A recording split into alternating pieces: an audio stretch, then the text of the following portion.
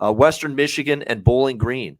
Next up here, you've got Bowling Green, 3.5-point home favorites, 47 the total in this game.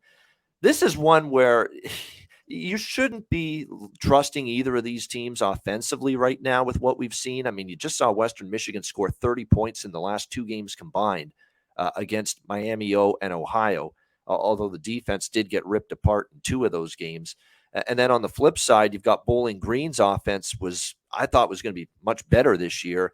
They haven't necessarily been that way other than the Akron game, although they did come to life a little bit against Central with that 34-18 win. I thought this would be a much improved offense here this year. Matt McDonald's an experienced quarterback, but it hasn't been exactly that way for the Bowling Green offense. You know, he's done a good job actually protecting the ball. He only has 3 interceptions. He does have 15 touchdowns, but just that efficiency's not always been there. He's only completing 58% of his passes. So you'd like to see that completion rate be a little bit better for Matt McDonald.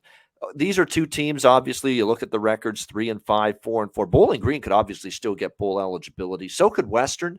If they get close to winning out, they could still do it. So there's still something to strive for in this game.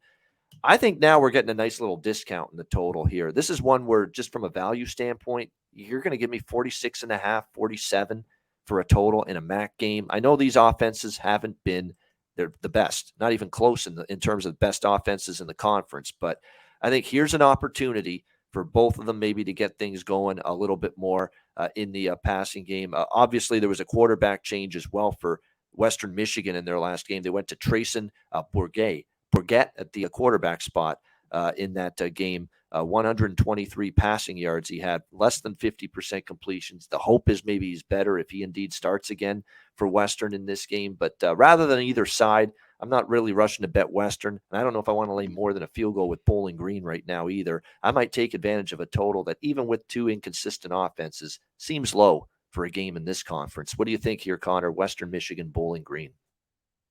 Yeah, you know what? I kind of like Bowling Green here too. The problem is, at 3 in the hook, it's not my favorite. Look, after getting kind of blown up that Buffalo game, which I think our guy DJ Big Boss had, they bounced back. They've won 3 or 4 though. Before that they beat Akron by 3, and then they beat Central on the road. God, it's just trusted tough. Both these teams. Matt McDonald's gotten better, I thought, over the last few years, but God, that's still ugly. This is just an ugly game. Sometimes on a Wednesday, even though we have football, doesn't mean you have to bet on it. So I wouldn't be looking at this one. Maybe your over has some merit with this total so low. We will see.